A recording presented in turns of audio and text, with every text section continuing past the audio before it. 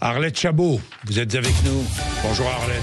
Bonjour. Arlette, nous continuons sur ce drame de Nantes avec cet adolescent qui est hospitalisé dans un service de psychiatrie depuis hier soir. Il a donc poignardé 4 élèves de son établissement, de son propre établissement. Justin, c'est son prénom. Justin était en classe de seconde. C'est une lycéenne de seconde qui a été tuée. 3 autres sont blessés. L'un est dans un état extrêmement grave. François Bayrou a demandé au gouvernement, dans un délai de 4 semaines, des propositions. On vient d'en entendre de la part de Laurent Lafont, des propositions pour endiguer les violences des mineurs utilisant des armes blanches. Arlette Chabot, l'émotion est forte. Oui, l'émotion est forte. Il faut revenir sur le couteau. C'est pas la première fois qu'on se pose ces questions, bien évidemment. Hein. C'est vrai. C'est l'arme la plus facile à se procurer, bien entendu, même sur Internet, même des armes sophistiquées. Il a tué avec un couteau de chasse. Il avait aussi un couteau, une sorte d'Opinel. Opinel, c'est une marque, mais un couteau replié, mais il a tué avec un couteau de chasse. Il y a 10 000 attaques chaque année au couteau en France. Il y en a 130, rien. 10 000 10 000, ouais. Il y a 130 rien que dans les collèges et les lycées de la région Île-de-France. Ce sont des chiffres qu'avait donné le préfet Nunez il y a quelques semaines. C'est important. Le couteau au fond du sac avec lequel on se promène, avec une explication. Je vais me défendre, disent beaucoup de gamins qui ont un couteau avec eux. Bon, alors il y a ces drames à l'intérieur, effectivement, des établissements scolaires, qui visent bien entendu les profs, c'est de l'idéologie, c'est de la vengeance.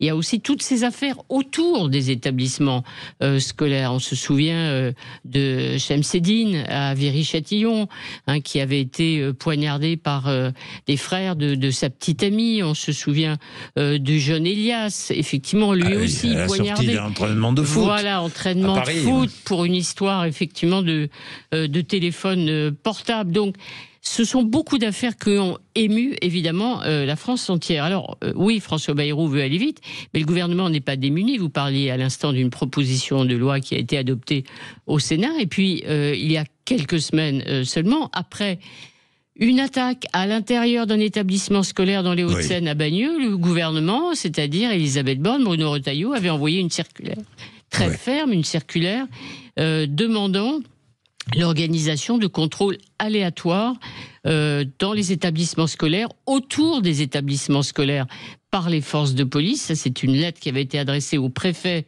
et au recteur le 26 mars dernier. Donc, vous voyez, c'est tout à fait récent. Et là, ces contrôles devaient commencer. Mais on a évidemment dépassé ce stade. Il faut aller encore plus loin. Toutes les idées, évidemment, sont sur la table. Il faut que ce soit efficace, mais c'est difficile. Parce que les portiques de sécurité, Laurent Wauquiez se flatte de les avoir installés dans sa région. Des portiques de sécurité, c'est compliqué, c'est cher. Et effectivement, ça ne réglera pas tous les problèmes compte tenu du nombre d'élèves qu'il y a dans les établissements. Vous avez raison Arlette, et encore une fois, le risque zéro n'existe pas. Il n'existe pas. Bon, on peut le réduire, le risque. L'émotion est forte à Nantes, évidemment, après ce drame. Oui, mais le discours politique est vite revenu, et souvent, beaucoup trop vite, franchement. Oui, je pense que la récupération politique devient insupportable dès qu'il se passe quelque chose. Alors évidemment, tout dépend du prénom de celui qui a commis... Non, mais c'est vrai, qui a commis le crime. Mais la récupération politique, non, ça devient insupportable. Je crois que les réactions ont été un peu rapides hier. Un peu, c'est un euphémisme. Éric Ciotti, le premier, a évoqué, par exemple, la fin de la disparition de l'exception de minorité. Vous savez, parce qu'il y a un projet de loi qui va revenir, présenter une proposition de loi présentée par Gabriel Attal, qui va revenir bientôt à l'Assemblée sur la justice des mineurs.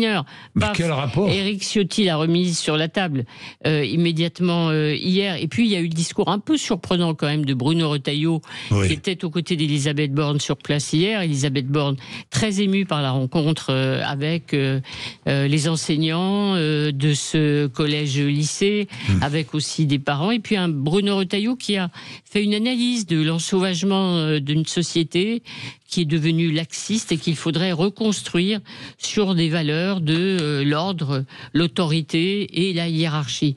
Alors, c'est pas la première fois qu'il en parle, il est ministre de l'Intérieur, c'est son rôle. Hier, ça semblait un tout petit peu décalé, un peu Trop rapide vite, aussi. évidemment. C'était avant, évidemment, qu'on apprenne bien le placement dans un hôpital psychiatrique de l'auteur de l'attaque. C'est très simple. On a l'impression de vivre aujourd'hui dans une campagne électorale permanente, un combat politique permanent. Et franchement, parfois, on aurait envie de s'arrêter un moment. Vous voulez que je vous dise ? Parfois, on en a assez. Oui, je dis, on en a assez, nous tous, les citoyens, et quel que soit le bord politique, on en a assez. Il est 7h51, vous êtes sur l'antenne de Sud Radio.